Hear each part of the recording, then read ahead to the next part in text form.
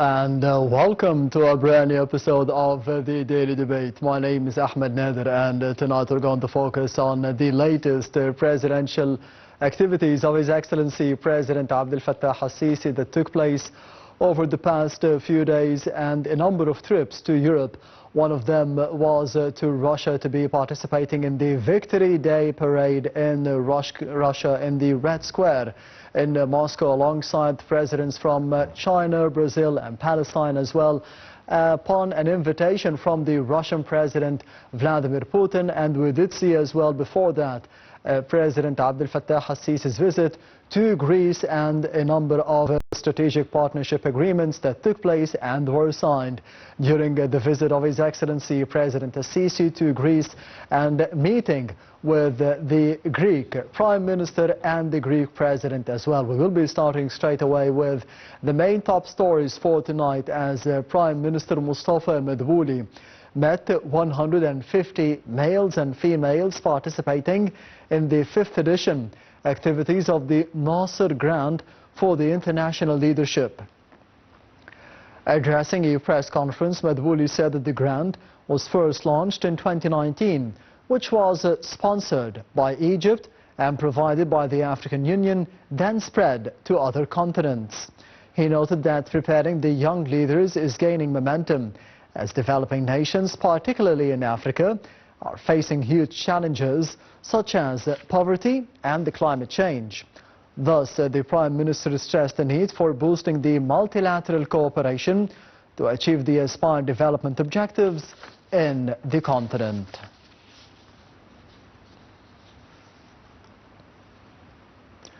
And Prime Minister Mustafa Medhat said that Egypt launched the Takaful and Karama program in a turning point for the state's history, where it was commencing the implementation of difficult economic reforms. The Prime Minister made these remarks as Egypt marks 10 years since the launch of the Social Solidarity Program, stressing the necessity of conducting social reforms alongside the economic ones to ensure the protection of the most needy people and achieve social justice. Medhat noted that the program, now one of the most important social protection programs in the Middle East and worldwide, adopted a scientific methodology based on thorough social studies at a time where the state has been rebuilding its institutions and conducting comprehensive economic reforms. He pointed out the challenges facing the program since its launch and to its expansion to reach 41 billion Egyptian pounds in financial allocations in the 2024-25 fiscal year.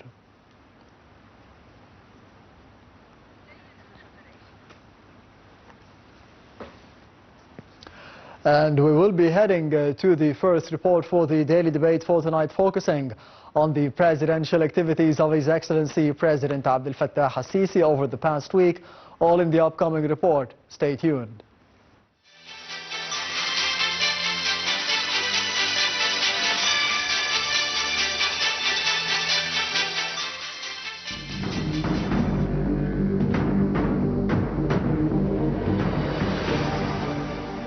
President Abdel Fattah al-Sisi met with the Deputy Prime Minister and Foreign Minister of the Republic of Iraq, Dr. Fuad Hussein.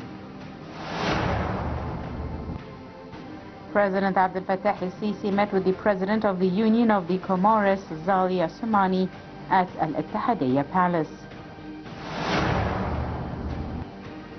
President Abdel Fattah al-Sisi received Sultan of the Indian Bohra Community Sultan Dr. Mufaddal Saifuddin, accompanied by his sons. President Abdel Fattah al-Sisi witnessed the opening of the 25th World Military Equestrian Championship hosted by the Arab Republic of Egypt.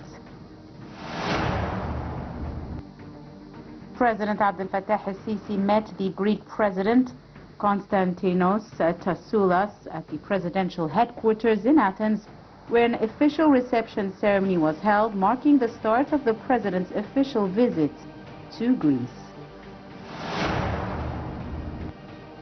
President Abdel Fattah al-Sisi arrived at the Russian capital Moscow to attend the celebrations marking the 80th anniversary of Victory Day, at the invitation of Russian President Vladimir Putin.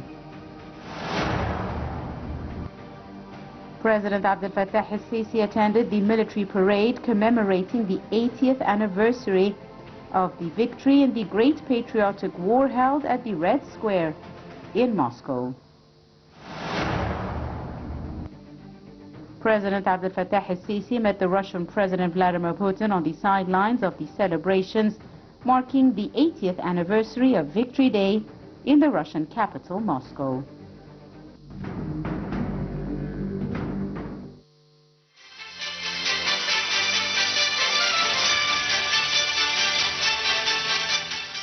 Welcome back. You're still watching the Daily Debate, and we'll be heading to a report about President Abdel Fattah al-Sisi participating in the Victory Day celebrations for Russia over the Germans, ending World War II, and greeting His Excellency President al-Sisi, greeting the Russian counterpart Vladimir Putin on the celebrations marking the 80th anniversary of the victory. We will be having more details in the upcoming reports, so stay tuned.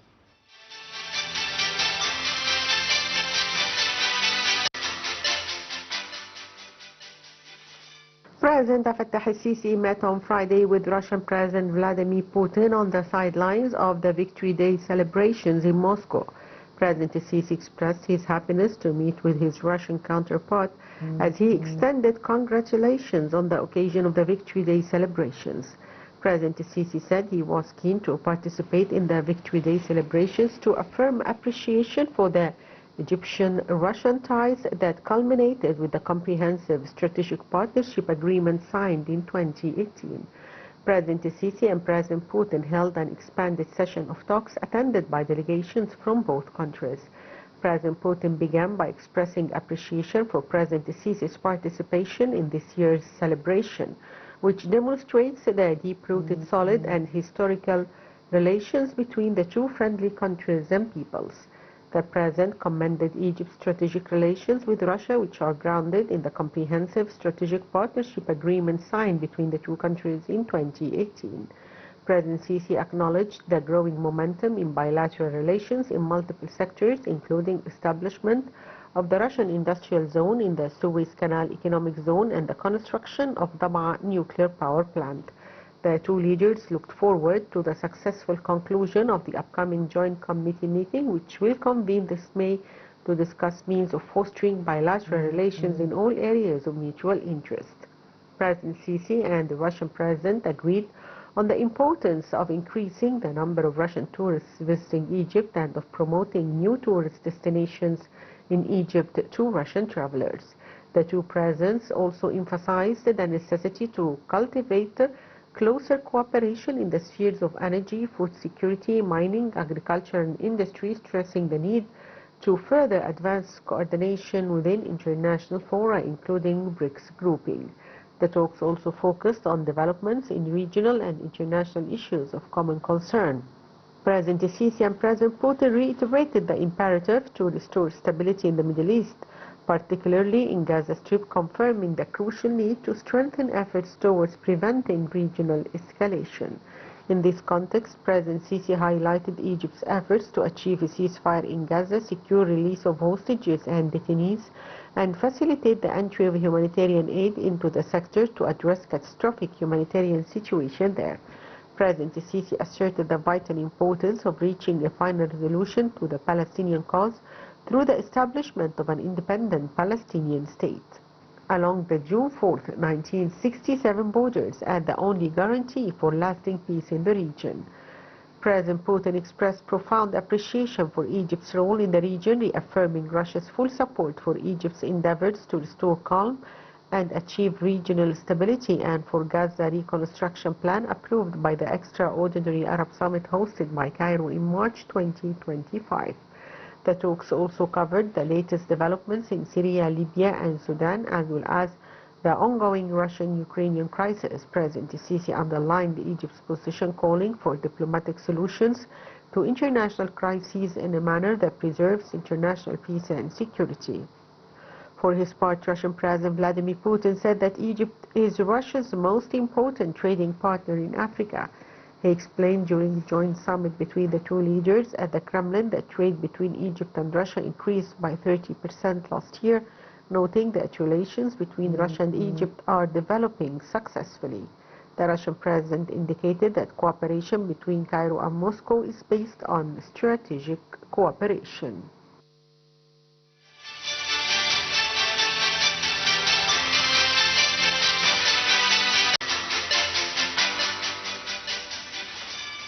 Welcome back. You're still watching the Daily Debate, and I'm honored to be having with me over the program for tonight in the studio Ambassador Medhat Miligy, the former Assistant Foreign Minister and the member of the Egyptian Council for Foreign Affairs. Thank you very much for being with us tonight. Thank you for having me. Anytime. Of course, we did see over the past few days President Abdel Fattah al-Sisi visiting Russia upon an invitation from the Russian counterpart Vladimir Putin to be participating in the Victory Day celebrations over the 80th anniversary of the end of World War II over the Germans. How do you see the significance and the importance of the participation of President al-Sisi in it?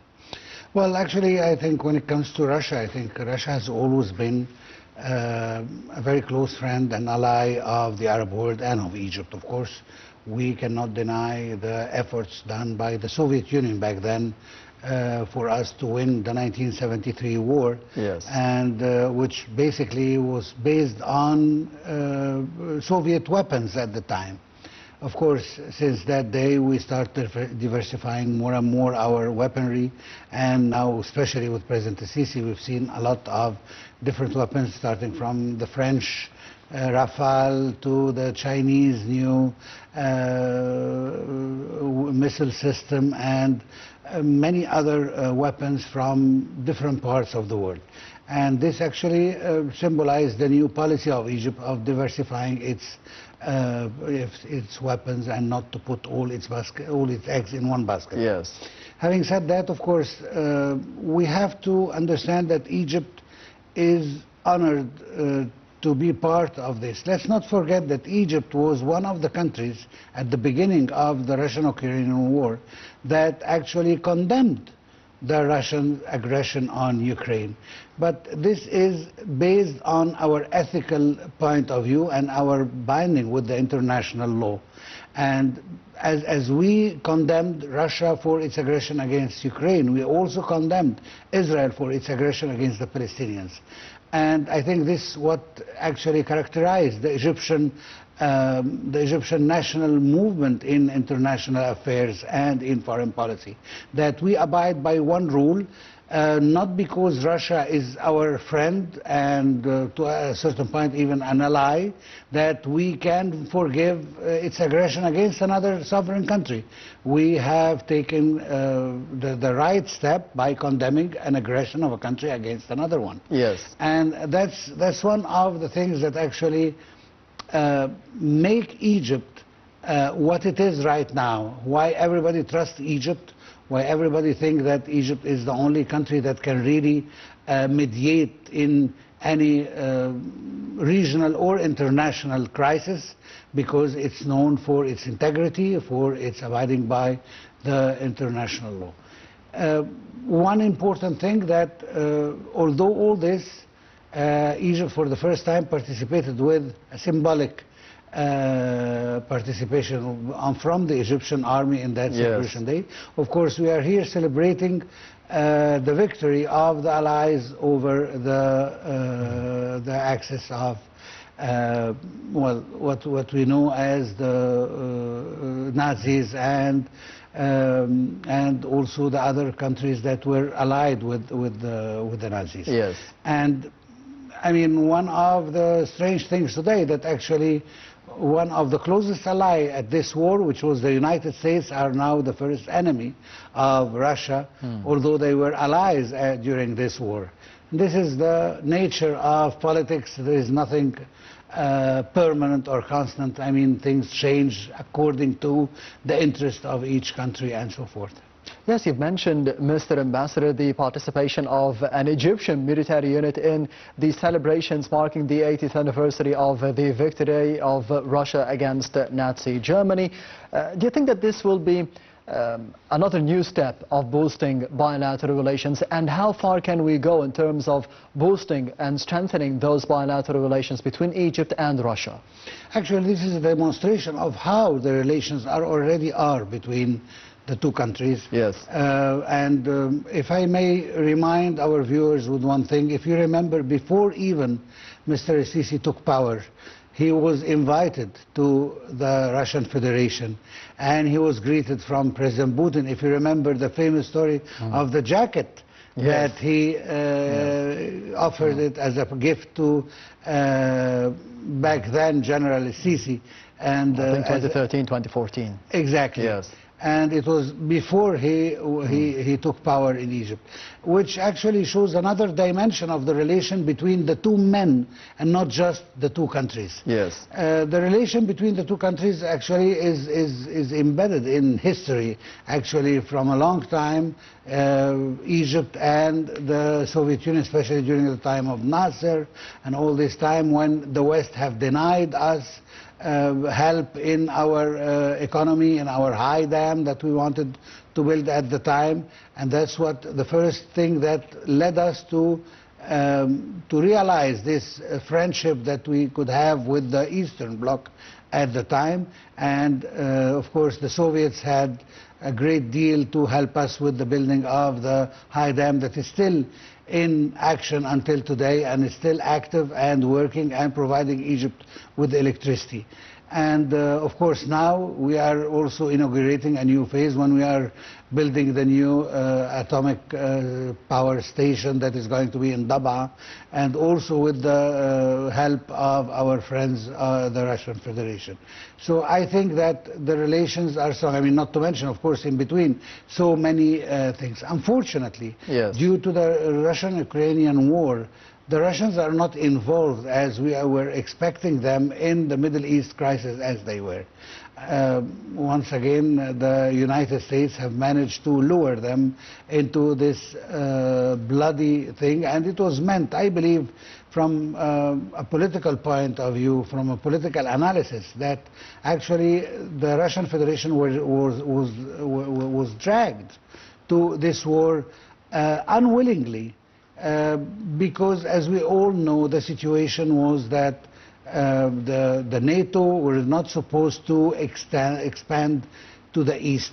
Yes. And this was an agreement since 2002, and this was one of the reasons of which the Soviet Union back then, and after that the Russian Federation, accepted the reunification of Germany.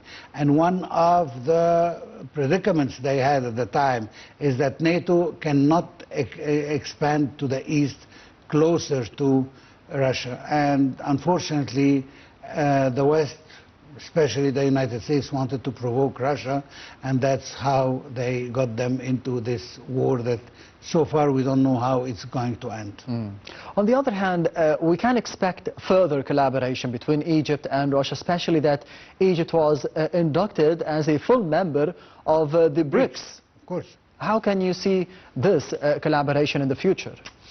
Well, the BRICS is, as we have described it, even on this platform before, yes, it's a very important economic bloc that is actually comprising more than approximately 2/3 of the world now.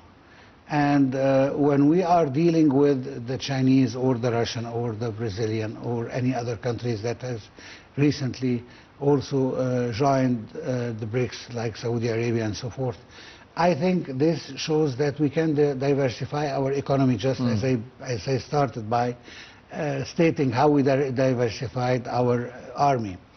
And one of the very good things about this is that we do not have to lean on the dollar in order to do any commercial trade with any of these countries. And of course, let's not be very optimistic, because one of the downsides from my point of view is that also these countries will have the right to cross the Suez Canal paying in Egyptian pounds. Yes. I believe that this is part of the deal because we are going to deal together in local currencies. So this is one thing. And that's why we have also undertaken serious steps in order to stabilize the dollar price so that it cannot hurt us if we receive our money or our fees in Egyptian pounds. Yes. But of course this will enable us to save the US dollar and the euros and all these hard currencies as we call them, and switch to the Chinese yuan or to the Russian ruble and the Egyptian pound and so forth.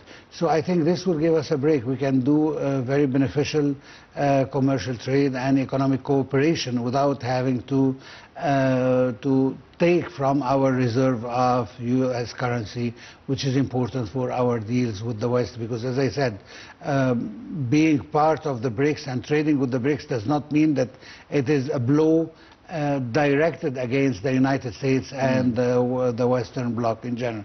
No, this is just another bloc, another economic bloc that we are dealing with with its own rules. So we have to understand, because recently we've heard President Trump threatening the countries who are going to exclude the dollar from its commercial deals, which is actually, I think, it's a hollow threat, since, I mean, he cannot force us dealing with the Russians or the Chinese in any other currency than US dollars. I mean, we had before even barter deals where we could just switch between this and that.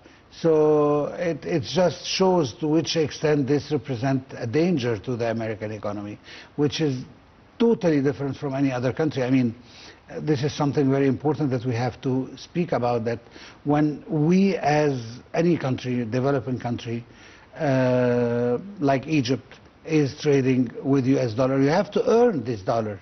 The United States simply can print it. Yes. And that's why the debts of the United States will never be repaid, and we don't have to worry about it because they can simply print it. While for us it's a different issue. Yes. We have to earn that dollar to pay our debts.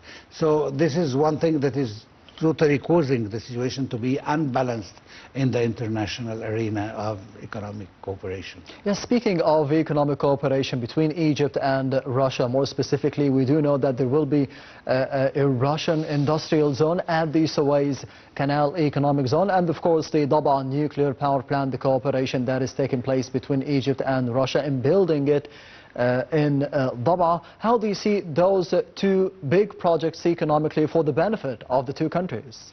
Well, as you know, Egypt have taken serious steps to reform its economy.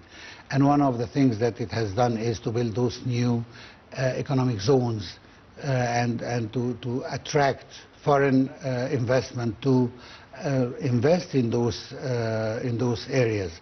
And I believe that the most important thing about the Russian investing in this area is that the Russians can use Egypt as a door towards Africa.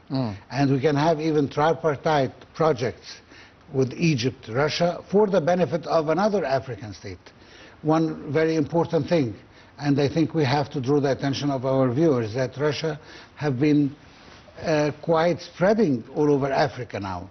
And I can say it with clear conscience that many African countries have got rid from their old colonial power that was colonizing them economically. Yes. And they switched to the Russians. That's why we've seen. I was personally, as you know, I was ambassador of Egypt to Central African Republic. Yes. And there the Russian president is very strong and very powerful. They are even training the presidential guards, and they are close allies to the president, and they are stabilizing his position by their presence. So Russia have been moving closely to inside Africa and replacing the old colonial powers that were usually there, and they can mainly name the French and the British. Step by step, the Russians are replacing them in Africa. And this is due that Russia is more fair when it comes to buying first raw materials. An example, one of the African countries that we used to sell its national mineral for $6 the ton, Yes. is now selling it for 200 after getting rid of the old colonial power. Yes. Which shows that how can those countries, the African countries, benefit from getting rid of the old colonies and try to become more liberal in its commercial deals and so on. So I believe that Russia also do not look at this new industrial zone as something that would serve Russia or Egypt alone, but actually it has its eye also on Africa and how we can use this area to export from it to different African countries, which is something that we are going to benefit also from, to have closer relation with the African continent, as we've seen Mr. Sisi trying to do this ever since he took power in 2013. Yes, and finally, Mr. Ambassador, for the Egyptian-Russian relations, how do you see the cooperation between Egypt and Russia, more specifically in the fields of tourism, because we know more about the numbers of Russian tourists every year who are coming here into Egypt and have the tendency to be coming once and twice and 3 times to Egypt to be visiting. Tourism in energy, as well infrastructure and agriculture more specifically. How do you see the cooperation in those fields according to, as you mentioned, the brotherly ties between the two presidents, President Sisi and President Putin? Well, actually, I will look at it from an Egyptian point of view. Yes. Anything that will benefit Egypt, I will applaud it and I will salute it. And we should not build our economy on political ties. I mean, not because I have, as we always call it, special relation or strategic relations with the United States. This should mean that I have to do all my business with the United States. Yes. On the contrary, there are other countries with which I could have very beneficial trade and economic cooperation for both of us. As you know, our motto that has always been here and will always stay, which is the win-win position, whether we are talking about Russia or the United States or Europe or even African countries and the developing countries.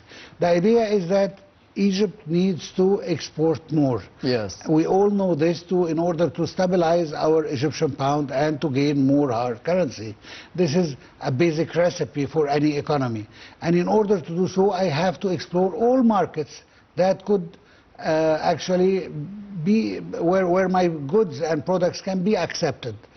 Tourism is one product that I sell as Egypt, and we have put finally behind our back that bad incident that happened before and hold for a long time Russian tourism in Egypt. Yes. Now they are back. Unfortunately, it's not yet in its best position due to the war, but we believe that we have paved the way for more Russian tourists who will come, and I believe also more Ukrainian tourists. Both of them are major exporting tourists to the world, especially to Egypt.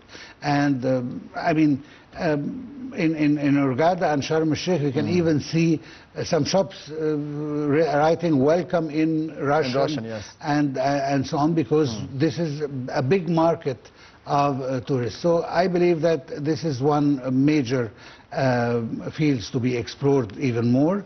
We also have agriculture. We've been doing with them many agricultural products. We've been importing from them a lot of our grains, which is a very important product actually, and this is one big problem for us because the biggest 2 countries who are exporting grains to us, which is Russia and Ukraine, are both in war now, and this is affecting us, but luckily due to the government efforts we did not feel the lack of bread or any product of the sort. So I believe there are many products to be explored. Of course, one most important thing that we are working on right now is, as you mentioned, the Daba nuclear power.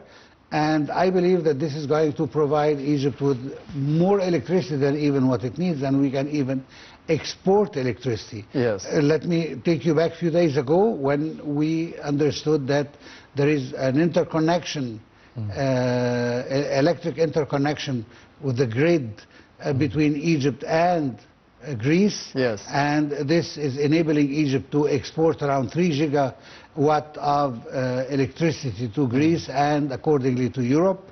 And with the new nuclear power, we are going to have even more electricity so that we can export it more, and this is also another source of hard currency for us. Yes, Ambassador Medhat Miligy, allow me to be going to another report for the daily debate for tonight, to be focusing on the visit of His Excellency President Abdel Fattah al-Sisi to Greece. As Mr. Ambassador Medhat Miligy said, we'll be discussing what happened during the visit and the meetings that took place between President al-Sisi and his Greek counterpart and the Greek Prime Minister as well. We'll be having more details in the upcoming reports, so stay tuned.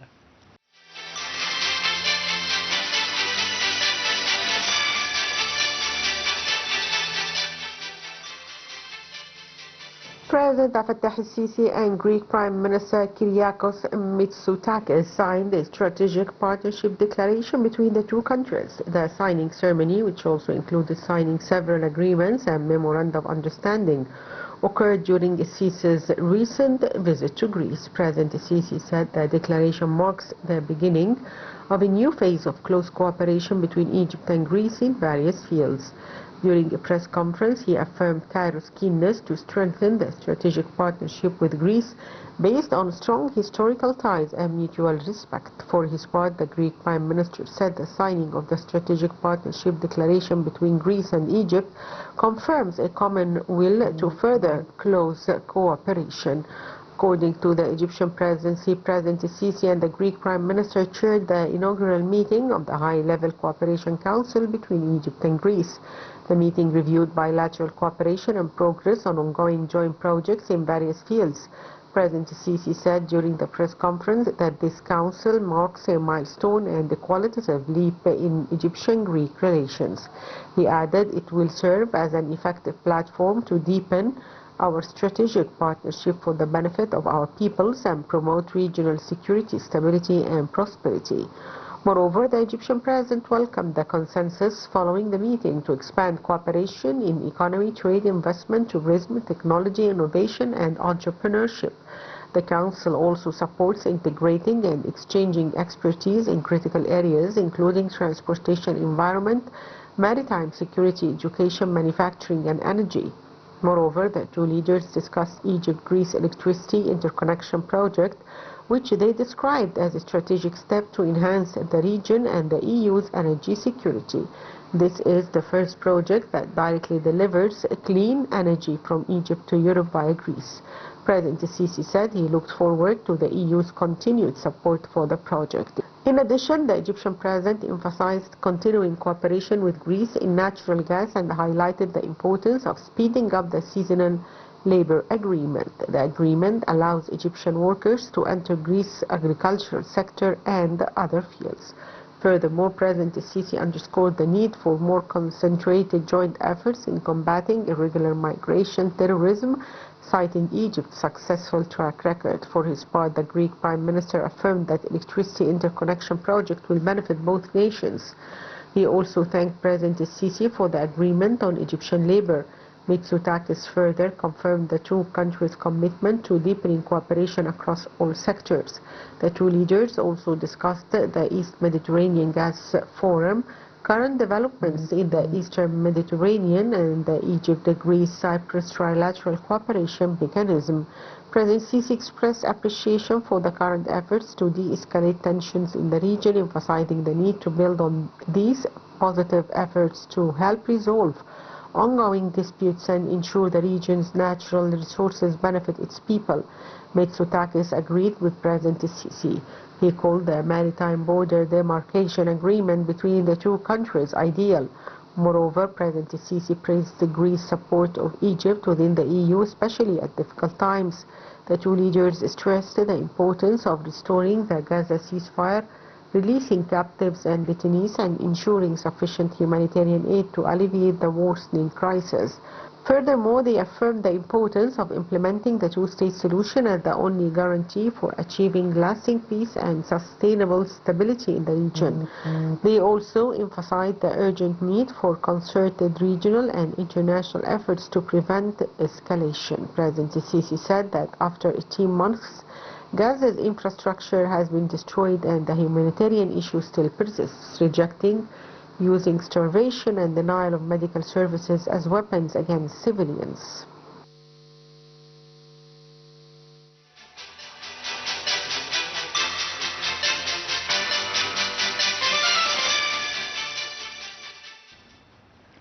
Welcome back. You're still watching the Daily Debate, and I'm honored to be having with me over the program for tonight in the studio Ambassador Medhat Miligy, the former Assistant Foreign Minister and the member of the Egyptian Council for Foreign Affairs. Thank you very much once again for being with us tonight. We will be shedding more light on the first leg of the European tour for His Excellency President Abdel Fattah al-Sisi, which took him to Greece. What is the significance of the visit of His Excellency President al-Sisi to Greece, and of course meeting with the Prime Minister of Greece, Kyriakos Mitsotakis, and the President of Greece as well, to be raising the bilateral relationship between Egypt and Greece to be strategic development agreements?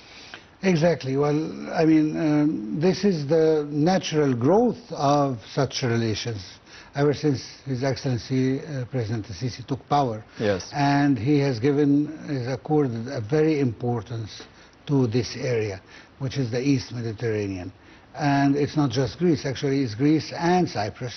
And we've had tripartite meetings and summits regularly since this started. We have to together try to benefit from the resources that we dispose of, which are in the Mediterranean.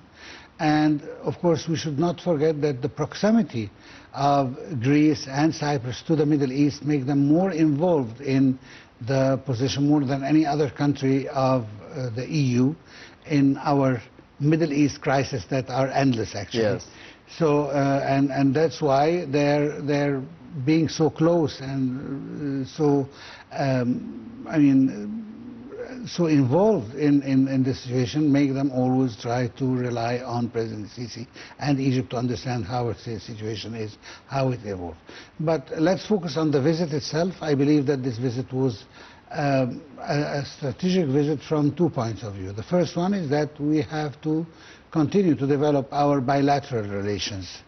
And as we've seen, I mean, there are most of the visit were talking about economic cooperation in various fields. Of course, the field of energy, and as I said in my first intervention about the GRIGI, which is the interconnection, electric interconnection of the grids that are interconnected, enabling Egypt to export around 3 gigawatt of electricity to Europe through Greece. And of course there are other projects, especially in the field of energy and in oil and gas. I think that we have very strong cooperation in this field.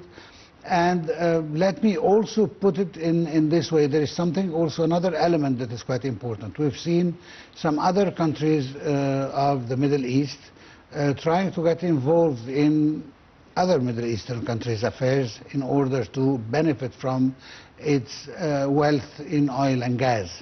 And in order to do so, they don't mind destabilizing some other countries, especially Egypt here.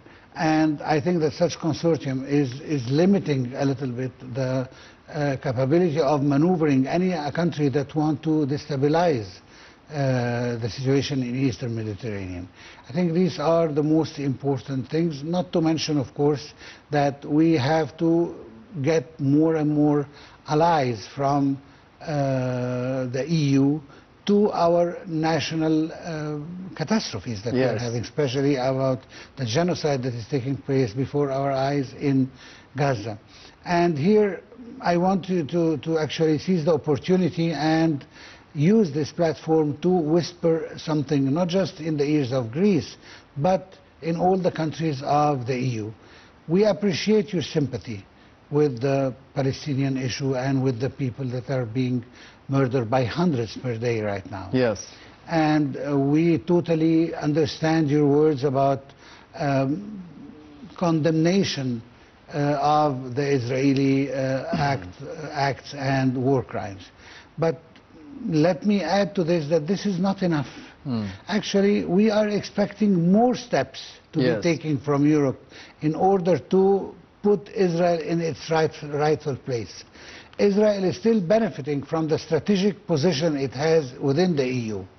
Israel is still exporting and importing from the EU countries. Israel is still benefiting from the diplomatic coverage that the EU is providing. Whenever we are talking to any countries of the EU countries, they are trying to find an excuse that it was Hamas who started it, and before this the situation was calm, which is a big lie anyway. Yes. But anyway, what I want to say is that we are expecting from Europe, if they really want to have an independent position from the one of the United States, words of sympathy are not enough. We are expecting more. We are expecting sanctions. We are expecting, and this is justified. Just try to replace Russia by Israel, and you understand the whole situation, especially if you also replace Palestine with Ukraine. Yes. You'll then understand the exact situation, and as much and as quick as you took actions against the Russian, this is what you should be doing against the Israelis. Although that the Russians did not commit as much war crimes as Israel did, and nevertheless Israel is not yet punished. And this is policy of forgiveness to whatever Israel is doing. This is what actually keeping Israel doing what it's doing, simply because it knows that it will never be punished for its acts. So here I think that as friends with the EU countries, we have to tell them that this is not enough. This is not enough. Yes, Mr. Ambassador, of course, finally, I would like to ask about the visits, both of them, for President Sisi to Russia and then to Greece. What does this say about the broader foreign policy that we have seen under the tenure of His Excellency President Abdel Fattah al-Sisi in the past 10 or 11 years? How have they evolved, those bilateral relations between Egypt and different countries of the world? Well, President Sisi, I understand that if he was talking with us here today, he would say, I wish I could visit all the countries and have friendly relations with all the countries of the world. Yes. But unfortunately cannot do all the world in one tour.